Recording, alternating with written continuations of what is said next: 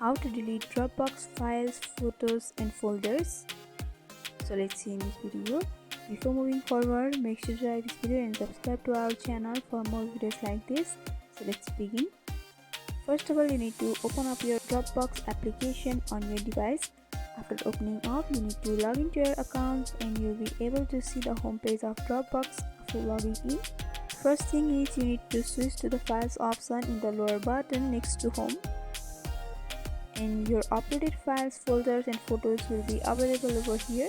So in order to delete, you can simply tap on the file or folder or photo, and in the right bottom corner you'll be able to see the three dotted vertical line. So you have to tap on that and you have to scroll down below a little bit and you'll be able to see the delete option in the bottom.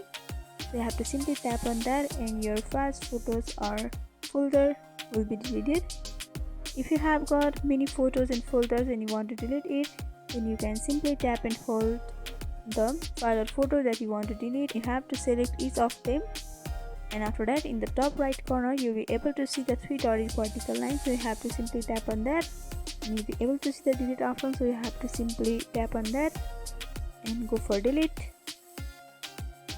And by doing that you'll be able to delete Dropbox files, photos and folders. So hope this video was helpful.